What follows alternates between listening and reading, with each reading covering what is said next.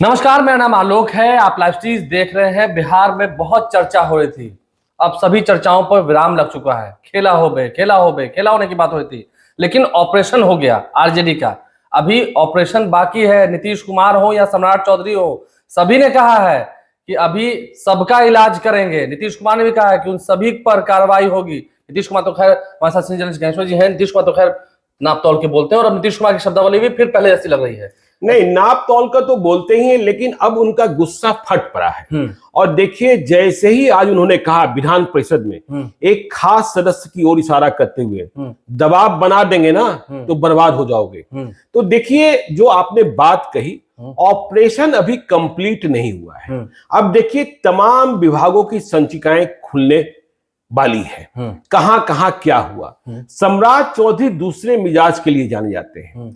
और देखिए, आरजेडी के भीतर अभी तो आपने 3 ही विधायकों को टूटते हुए देखा है। नीलम देवी, इसके साथ प्रहलाद यादव और तीसरे चेतन आनंद। लेकिन अभी ये ऑपरेशन और आगे भी जाएगा। अब यह विधानसभा सत्र के दौरान हो जाएगा कि बाद में होगा, यह देखने वाली बात है। लेकिन आरजेडी को अभी नीतीश कुमार और बीजेपी और तोड़ेगी। देखिए, नीतीश कुमार बीजेपी की सरकार को बचाने के लिए 11 फरवरी की रात को 3 बजे तक अमित शाह को जागना पड़ा था। समझे ना?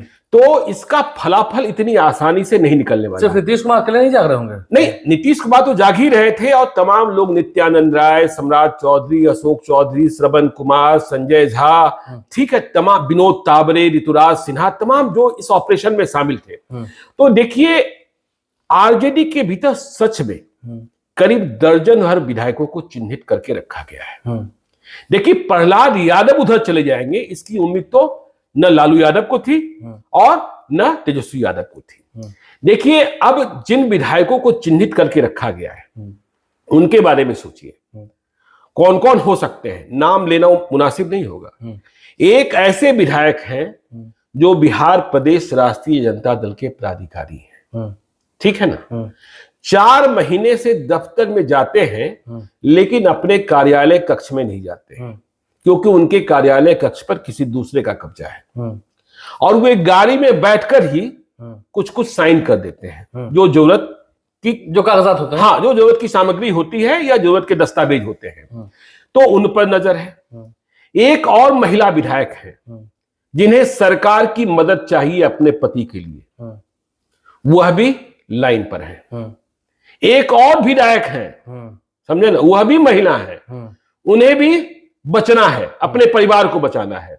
तो ये ऑपरेशन जो है, एक नालंदा में भी कहीं कुछ है, ठीक है ना, नालंदा में भी कहीं कुछ है कि उन्हें तवज्जो नहीं मिल रहा है, या फिर जो लोग घेरे हुए हैं उनसे कुछ है। नहीं, ये बात तो सही है। आज चित्रानंद भी कह रहे थे, जब मैंने चित्रानंद से बात की, उनके टूटने की वजह थी तेजस्वी यादव में एक बड़ी गलती है।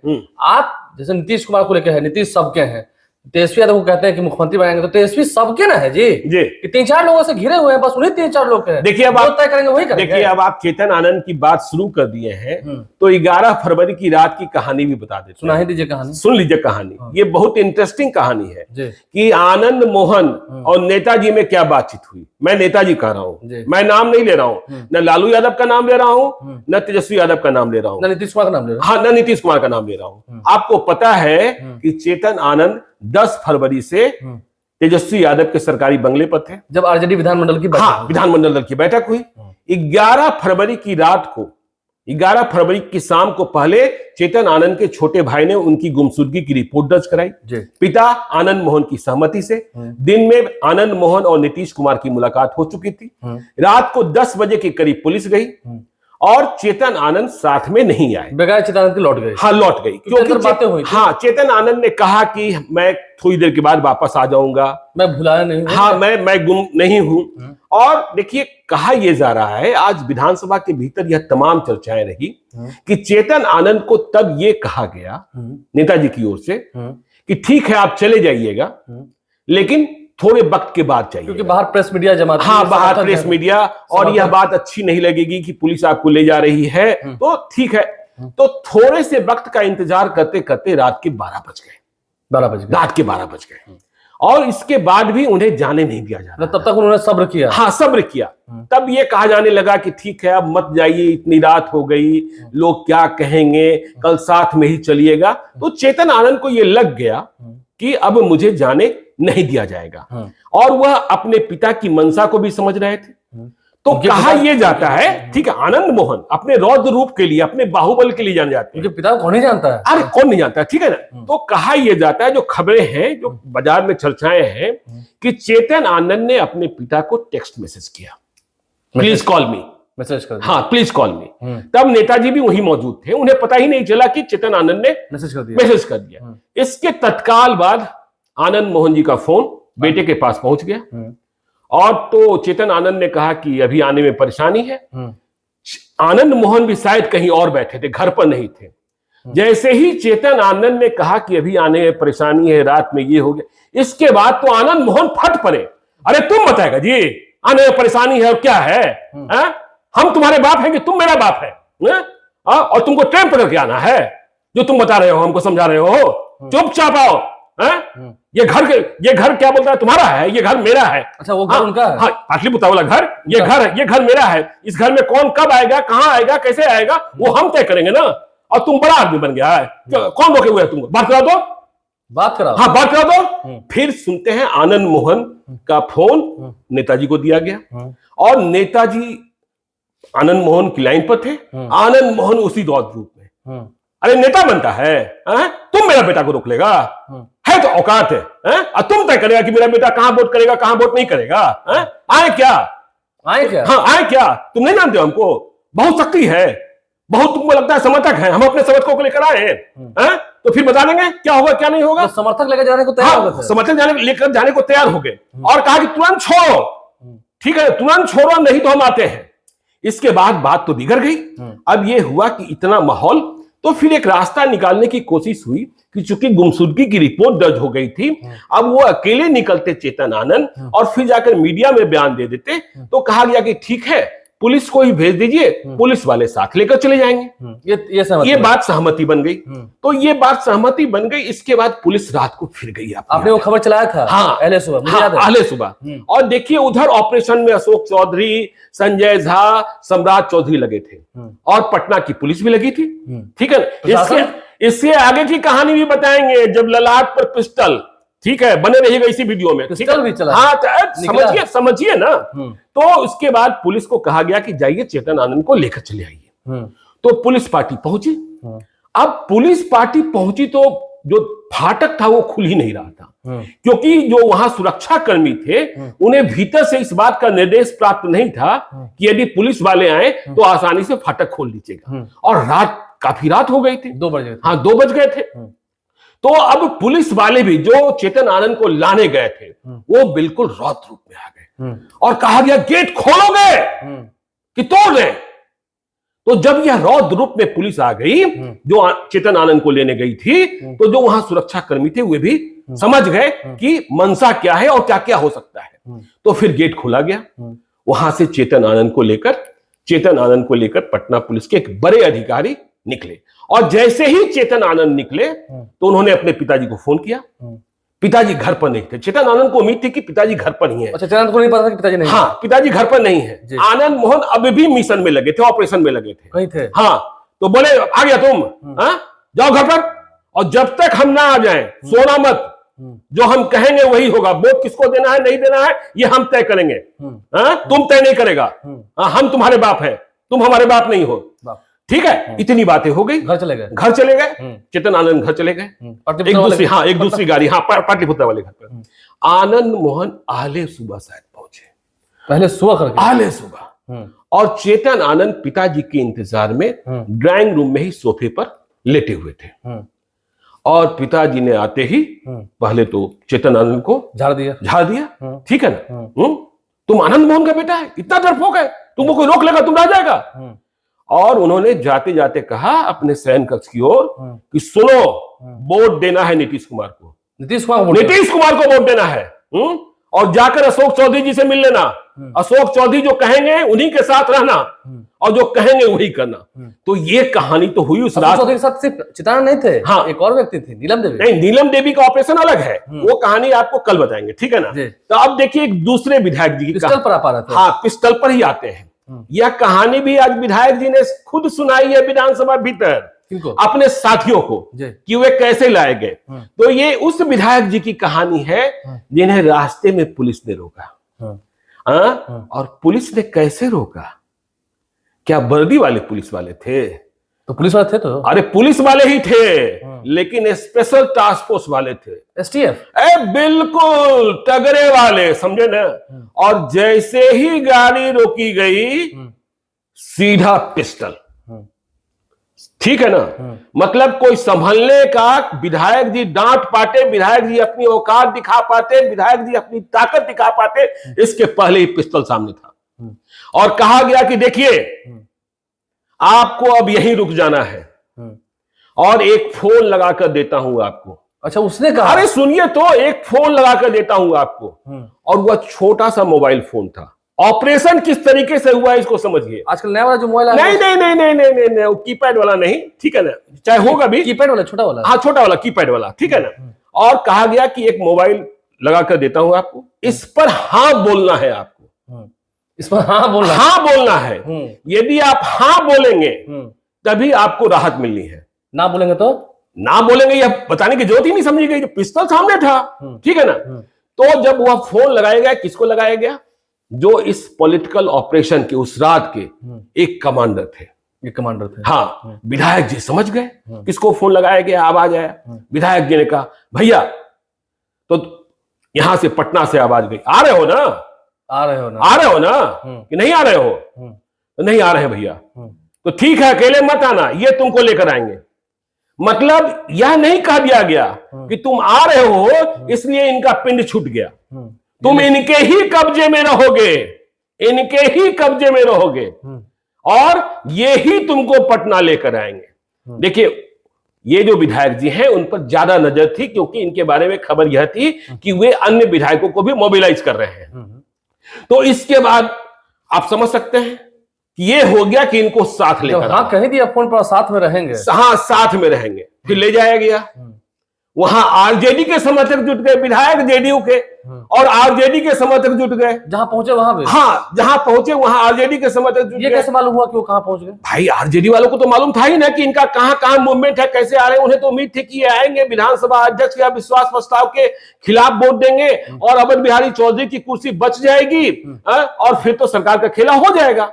लेकिन आरजेडी समर्थक चिल्लाते रहे, नारा लगाते रहे कि भाई, लोगों ने वहां मीडिया वालों ने पूछा भी कि ये तो जेडीयू के विधायक हैं, आप क्यों चिल्ला रहे हैं, ठीक है ना। लेकिन कहां कोई असर पड़ना था। तो फिर उन्हें पटना लेकर, और पटना में भी निर्देश था सीधे विधानसभा, समझे ना, विधानसभा में भी बड़े साहब से पहले मिल लेना है, ठीक है ना, सीधा नहीं आना है, सीधा नहीं आना है। वीडियो कॉल से सब बातचीत हो रही थी, वीडियो कॉल से, वीडियो कॉल से। रास्ते में इतनी मोहलत भी नहीं दी गई कि आप फारिग हो जाइए ठीक से, ठीक है ना, आप फारिग हो जाइए ठीक से, राहत देने के, इतनी राहत देने की बात। तो ये इस तरीके का ऑपरेशन चल रहा था। और देखिए दूसरी ओर हम कह रहे हैं ना कि आरजेडी का ऑपरेशन अभी समाप्त नहीं हुआ है। दूसरी ओर पता नहीं किस तरीके की निश्चिंतता थी और किस तरीके का ओवर कॉन्फिडेंस था। शपथ ग्रहण की तैयारी हो रही थी। नहीं, शपथ ग्रहण की तैयारी की बात मैं नहीं करता। पहले आप उन्हें अपने अध्यक्ष को बहाल रखते, फिर विश्वास मत में हरा देते। तो देखिए, हम तो इस मामले में यदि क्रेडिट दें तो जो सबसे कमजोर कड़ी थी कांग्रेस पार्टी की, जिसके बारे में माना जा रहा था कि उनके विधायक तो टूट ही जाएंगे। वैसे मैं फिर कह रहा हूं कि अभी कांग्रेस का भी ऑपरेशन खत्म नहीं हुआ है, कोशिशें जारी है, ठीक है ना, कांग्रेस ने बचा लिया। हाँ, और देखिए यह बात कंफर्म कर दिया गया है कि जो नीलम देवी, प्रहलाद यादव और चेतन आनंद, जिन्होंने आरजेडी को छोड़ा और ट्रेजरी बेंच में आकर के बैठ गए सत्ता पक्ष की ओर, तो जाहिर तौर पर अब इनकी सदस्यता खत्म करने के लिए आरजेडी की ओर से मुकदमा किया जाएगा स्पीकर के अदालत में। लेकिन इतिहास उदाहरण है, झारखंड देख लीजिए, महाराष्ट्र देख लीजिए कि स्पीकर ऐसे मामलों को जब वे सरकार के पक्ष में हो तो इतने इतने साल तक लटकाए रखते हैं कि विधानसभा का सत्र ही खत्म, विधानसभा की अवधि ही खत्म हो जाती है। तो देखिए जब यह हो गया, और इसी बात की उम्मीद तो तेजस्वी यादव भी कर रहे थे कि जब अवध बिहारी चौधरी की कुर्सी बहाल रह जाएगी, तो देखिए अवध बिहारी चौधरी की कुर्सी बहाल रहती तो नीतीश कुमार की हाथ तो ऐसे ही हो गई थी। और इसके बाद सिर्फ आपको जेडीयू के 5 विधायक और बीजेपी के 3 विधायक ही टूटते हुए नहीं दिखाई पड़ते, तब और दुखते। अरे फिर तो बहुत बड़ी संख्या हो जाती, झड़ी लग जाती। केवल आपको रश्मि वर्मा, भगीरथी देवी और मिश्री लाल यादव, और जेडीयू से डॉक्टर संजीव, बीमा भारती, सुदर्शन और दिलीप राय। सुदर्शन सबसे पहले पहुंच गए, हाँ पहुंच गए थे, सुदर्शन, दिलीप राय, और ये तमाम लोग जो है ना, तो फिर झड़ी लग जाती। तो देखिए कांग्रेस ने अपने विधायकों को इंटैक्ट रखा, और ये इतने कॉन्फिडेंस में रहे। देखिए बगल में जिस तरीके से मिश्री लाल यादव को रांची में रखा गया, रश्मि वर्मा को गढ़वा में रखा गया, वहां जाकर ऑपरेशन तो नहीं कर पाई बिहार पुलिस। जब वे निकले तब रास्ते में ऑपरेशन हुआ। तो ये भी कर सकते थे। झारखंड में इंडिया ब्लॉक की सरकार थी, कांग्रेस वाले अपने विधायकों को लेकर तेलंगाना चले गए, चाह कर भी, चाहे वो नित्यानंद राय होते, अशोक चौधरी होते, श्रवण कुमार होते, संजय झा होते, चाह कर भी जाकर हैदराबाद में ऑपरेशन नहीं कर सकते थे, चाह कर भी जाकर झारखंड में ऑपरेशन नहीं कर सकते थे, बिहार में एंट्री के बाद ही ऑपरेशन कर सकते थे। लेकिन यहां इतने ओवर कॉन्फिडेंस थे, और जो प्रबंधन वाले लोग थे इतने कमजोर थे कि पूछिए मत। कि भाई अब सोचिए ना, जो गायब हुए सरकार गिराने के लिए, वे अपने सुरक्षा कर्मी को छोड़कर नहीं गए थे। आप अपना लोकेशन भले ही छुपाते रहे, लेकिन सुरक्षा कर्मी तो सरकार का होता है ना। वो फोन कैसे ऑफ करेगा अपना? वो फोन कैसे ऑफ करेगा?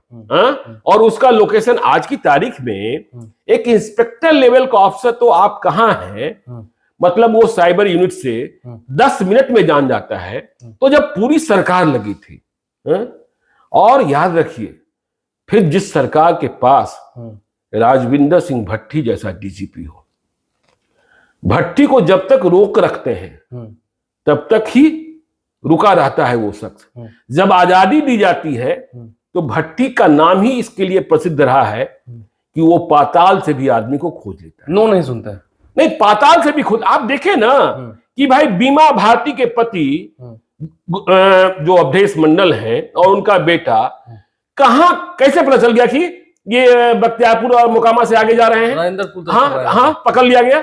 अब देखिए मिश्री लाल यादव के बेटा को कहां से। तो देखिए अभी जो सम्राट चौधरी ने भी कल कहा था कि छोड़ेंगे नहीं किसी को, और जो फैसले हुए हैं उनकी भी समीक्षा होगी। नीतीश कुमार ने भी कहा कार्रवाई होगी, ठीक है। तो आप इस बात को समझिए कि अब कई सारे लोगों की कुंडली खंगाली जा रही है, और अमित शाह किस तरीके का ऑपरेशन, अब वो वाली सरकार नहीं है बिहार में, वो वाली सरकार नहीं, ऑपरेशन वाली सरकार, ऑपरेशन वाली सरकार है। और नीतीश कुमार भी वो वाले नहीं है, अब इलाज करेंगे। हाँ ठीक है। तो अब वो वाली और आपने देखा कोतवाली थाने में प्राथमिकी दर्ज कर ली गई। कोतवाली थाने में प्राथमिकी जो दर्ज हुई है, वह कोई बड़ी बात ना हो कि बाद में पीएमएलए का मसला बन जाए, मनी लॉन्ड्रिंग का, और वह केस ईडी अपने हाथों में ले ले। और जब इन्फोर्समेंट डायरेक्टरेट अपने हाथों में ले लेगा, तो जिन लोगों के नाम दर्ज है उस केस में, उनकी परेशानी कितनी बढ़ सकती है। कोई अप्रूवर बन जाए, इन बातों की संभावना भी है। तो अभी ऑपरेशन समाप्त नहीं हुआ है, समझे ना। और समझ लीजिए इस ऑपरेशन को देखिए 2000 में, साल 2000 भी याद कीजिए, आरजेडी का ऑपरेशन तब सक्सेसफुल हुआ था जब उनके पास शहाबुद्दीन जैसे बाहुबली थे, जब उनके पास पप्पू यादव थे, जब उनके पास साधु यादव और सुभाष यादव थे। और शहाबुद्दीन के बारे में कहा जाता था कि शहाबुद्दीन की बोली ही गोली है, ठीक है ना। तो इस बार ये ऑपरेशन इन्हें लगा कि हम पटना में ही अपने विधायकों को बांध कर रख लेंगे, लेकिन क्या इनको पता नहीं था कि बिहार में सरकार किसकी बन चुकी है, शासन किसका होगा, प्रशासन किसका होगा। तो आप तो बिल्कुल नौसिखिया राजनीति की तरह, आप अकेले हैं तो बहुत तेज है, मतलब नहीं। और वहां आईएएस अधिकारियों से लॉबी घिरी रहती है, तो सबसे मूर्ख वो है, ठीक है। हाँ, तो अभी ऑपरेशन अभी देखिए अभी चलता रहेगा। नीतीश कुमार ने क्या कहा है, याद रखिएगा, अगर दबाव बना देंगे तो बर्बाद हो जाओगे। बात सही, देखिए आप कितने मजबूत क्यों ना हो, कहीं भी हो, सरकार से आप नहीं लड़ सकते हैं। देखिए सरकार के पास हर व्यक्ति की कुंडली होती है, चाहेंगे तो सही में दबाव बनाना चाहेंगे तो बर्बाद कर देंगे किसी को भी, सरकार अगर चाह दे तो। ऐसी मंशा कैसी है, लेकिन एक बात इसके बाद भी बोले कि देखिए कल तेजस्वी यादव का भाषण बिहार विधानसभा में बहुत ही शानदार, और मुझे नहीं लगता है कि इतना शानदार भाषण कभी राहुल गांधी ने भी किया होगा। नहीं, राहुल गांधी ने नहीं, मुझे अपनी बात कंप्लीट करनी दीजिए। तेजस्वी यादव ने जो बात कही कि मैं जनता के बीच जा रहा हूं, उन्हें जनता के बीच जाना चाहिए। देखिए, सशक्त विपक्ष लोकतंत्र के लिए बहुत आवश्यक है। तेजस्वी उम्मीद जरूर है, इसमें भी कोई इंकार नहीं है, ठीक है ना। और उम्मीद है तो जनता के बीच जाएं, जनता की सहानुभूति प्राप्त करें, जनता का समर्थन प्राप्त करें। देखिए, जब सत्ता पक्ष से लड़ने के लिए विपक्ष हो तभी लोकतंत्र बचता है, नहीं तो लोकतंत्र में तानाशाही आ जाती है। तो इसलिए तेजस्वी का भाषण कल, देखिए कल उन्होंने जिस तरीके से बातें कही, कहीं उन्होंने कहा पलटू राम नहीं कहा, शब्दावली कहा, शब्दावली उन्होंने राम और दशरथ की बात, शब्दों की मर्यादा रखी। उन्होंने, अब देखिए जितने गुस्से में हुए हो सकते थे नीलम देवी, चेतन आनंद और प्रहलाद यादव के खिलाफ, क्या उन्होंने कोई गुस्सा दिखाया? यह कह दिया जब वक्त आएगा तो तेजस्वी ही काम आएगा। तो इस बात को भी याद रखिए। इस बात को रखिए। तेजस्वी यादव के भाषण की भी काफी चर्चाएं हो रही हैं, देखना होगा, क्योंकि अब ऑपरेशन शुरू हो रहा है। ऑपरेशन शुरू हो रहा है और अब वो वाली सरकार भी नहीं है, मिजाज भी बदला हुआ है। तो जितने धोखेबाज हैं उनको मुझे मजा चखाया जाएगा आने वाले समय में। और जहां तक बात है शब्दावली की और अच्छे चयन के शब्दों की, खैर प्रधानमंत्री नरेंद्र मोदी भी काफी अच्छा बोलते हैं। नरेंद्र, देखिए मैं ये नहीं कह रहा कौन अच्छा बोलते हैं।